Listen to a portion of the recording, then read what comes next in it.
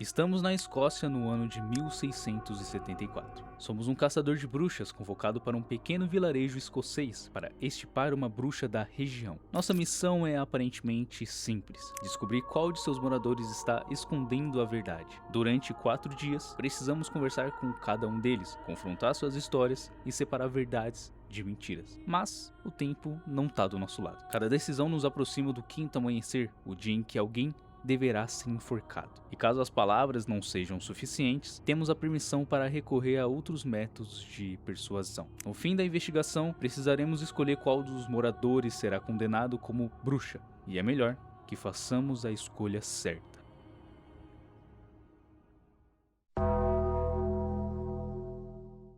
Esse aqui é um mapa do vilarejo. Temos 6 locais diferentes para investigarmos: uma igreja, uma fazenda, uma ponte, um círculo de pedras, a casa do ferreiro e uma floresta. Temos 4 dias e cada interação vai enchendo a barra, assim sobrando menos tempo para nossa investigação. E o primeiro morador da vila que nós iremos falar é o ferreiro, já que foi ele que nos contatou até aqui. Seu rosto imediatamente chama a atenção. Uma armação metálica envolve sua boca, aparentemente sustentando sua mandíbula. Oswin, o ferreiro. Logo de cara, ele já acusa uma pessoa, a pastora de ovelhas. Diz que sua mandíbula foi amaldiçoada pela própria. E aproveitando o embalo, nós perguntamos quem são as outras pessoas que moram na vila. Ele fala sobre o padre Eusébio, que, pelo cargo, obviamente, ele fica na igreja. Temos uma madame descrita como atrevida, que passa seus dias perto de um círculo de pedras. Temos uma velha louca, isolada em uma floresta. E por fim, um pescador, gente fina, descrito pelo ferreiro. Por enquanto, nós já temos um possível suspeito: a pastora. Chegando no local da pastora, vemos um cenário opressivo, com animais caídos no chão em volta do campo. E no meio, Violet. Mas antes mesmo que possamos confrontá-la, Violet afirma que também foi amaldiçoada. E quem lançou essa maldição? O próprio ferreiro. Segundo ela, o Oswin enviou um lobo familiar para massacrar suas ovelhas. Tá, agora temos duas histórias opostas. Oswin acusa Violet e Violet acusa Oswin. Em meio disso tudo, a personagem questiona se Deus realmente a ama e o caçador fica irritado. Ele a ameaça impondo respeito a Deus. E essa característica é bem interessante para nós entender como funcionava a caça às bruxas nessa época. Saindo da casa da pastora, nós vamos para uma pessoa que deveria trazer alguma clareza moral para a investigação: o padre Eusébio. Ao nos receber, ele se surpreende ao saber que existe um mal em seu rebanho e se dispõe a ajudar. Nos é dada informação de que tempos atrás viviam 9 pessoas: a mulher do ferreiro, que foi de arrasta no inverno, o marido da pastora, que fugiu com dívidas, e a madame também tinha um namorado, mas que desapareceu há pouco tempo. No meio dessa conversa, o padre chama a madame de impúdica meretriz.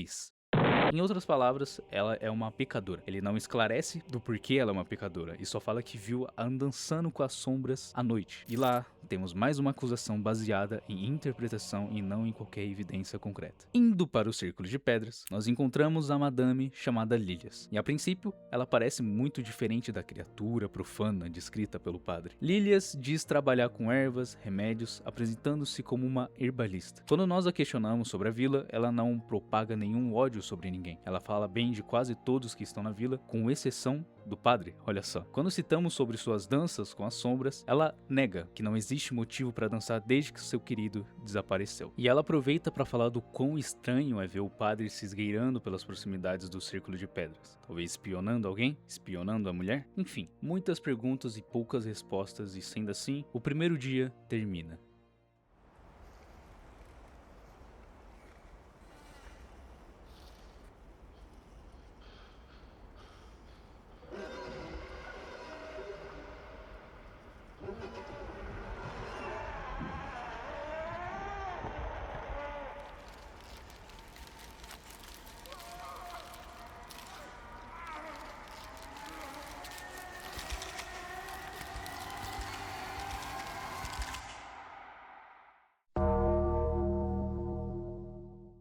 Ao amanhecer do segundo dia, falamos com Fearing, o pescador. Dentre todas as pessoas que nós conversamos, o pescador tem um visual mais monstruoso, mas nada demais. Ele não acusa ninguém e fala que não existe nenhuma bruxa e sim pessoas simples trabalhando em suas terras. O pescador não tem amargura alguma por ninguém da vila, diferente de todos os outros moradores que falamos até agora, o que o torna ainda menos suspeito nessa investigação. Então, indo para o último lugar que restou, nós encontramos uma velha solitária em meio à floresta chamada Griselda, a velha bruxa. A velha proferem maldições ao caçador antes mesmo de nós falarmos alguma palavra. Até tentamos apavorá-la, mas ela não sente nenhum medo. Por fim, fala que todas as almas dessa vila já compartilharam seu leito com Satanás. Pera, todas as almas?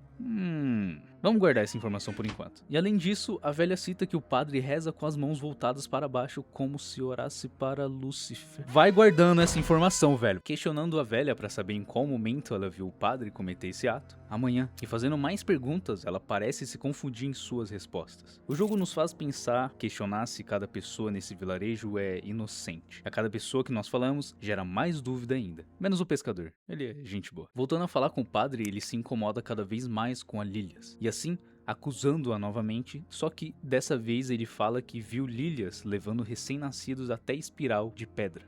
Ainda não temos nada de relevante. Os moradores parecem culpar uns aos outros de qualquer jeito. Nesse caso, teremos que usar uma forma de persuasão um pouco mais radical. Sim, a tortura. E vamos usar esse método na pessoa mais suspeita no momento, o padre.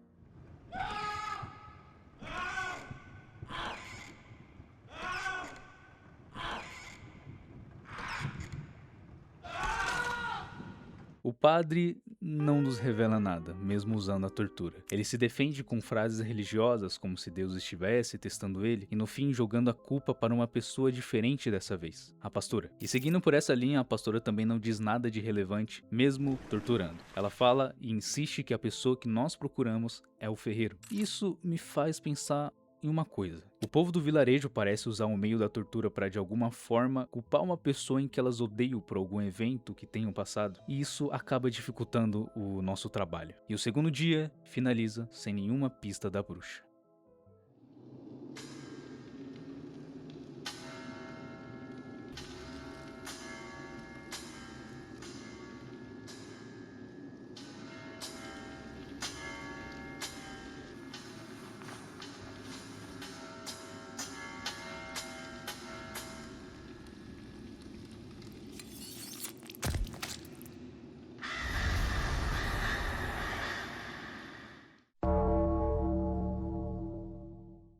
Ao amanhecer do terceiro dia, falamos com o ferreiro. Ele alega que o ataque dos lobos no rebanho da pastora foi uma negligência dela e complementa o fato do antigo marido e ela serem farinha do mesmo saco, com dívidas a ele. Mesmo assim, eu decido não torturar o ferreiro.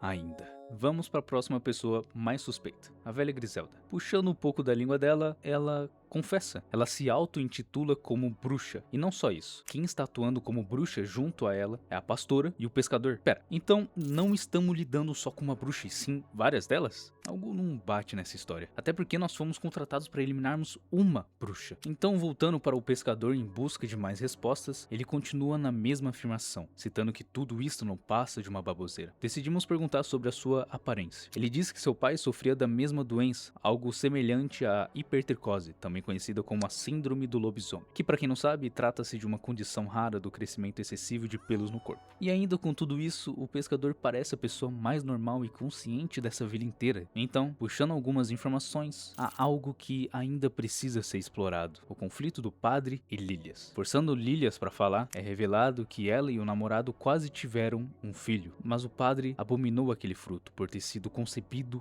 antes do casamento. E sim, o padre é bem filha da puta. Aprofundando mais ainda, ela fala que viu o padre dançar com diabretes na igreja e se reunir com todo tipo de criatura. E não só isso, ela também expõe a velha Griselda que diz sobre as pessoas que entraram na floresta e não voltaram, se transformando em árvores, e que seu namorado teve o mesmo destino. Com essa informação e faltando pouco tempo, direto para a floresta. Usando o método que vocês já sabem, ela fala sobre o ferreiro. Diz que ele está com as chamas do diabo, que ela mesma explica, significa estar com as labaredas do inferno. Até aqui parece confuso e sem nexo, mas deixa eu explicar. Lembram dessas cutscenes passando? Então, essas cutscenes são os sonhos proféticos do caçador de bruxa, e em um deles, o ferreiro aparece forjando algo perto de uma labareda. Agora as coisas parecem se alinhar.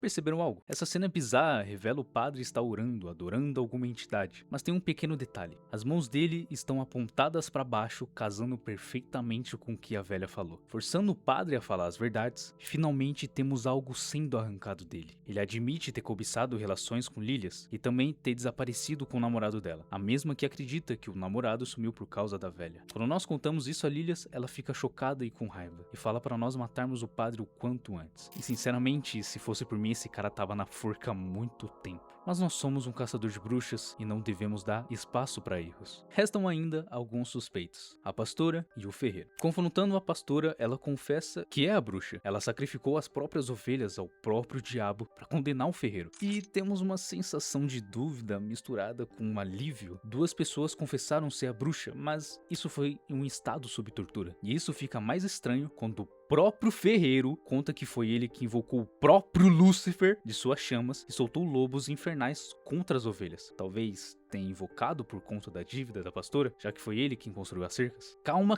que isso fica pior, porque Lilias confessa ser a bruxa e que tentou matar o padre envenenado com vinho. Isso tudo em forma de punição pela maneira de como ela foi apalpada pelo padre ainda quando criança, e aponta a velha Griselda como a grande bruxa suprema que transforma homens em árvores. Cara, que porra é essa que tá acontecendo? E então, com a chegada do último dia, precisamos tomar uma decisão. Um dos moradores será levado até a forca. E a nossa decisão tá bem complicada pelo simples fato de todos serem bruxas. A velha Griselda, que era apontada como uma das principais suspeitas, caiu por terra por conta de que cada um dos moradores confessaram ter feito algo terrível, talvez até satânico. Lilias afirma ter envenenado o vinho para matar o padre, como vingança pelo que aconteceu em seu passado. O padre...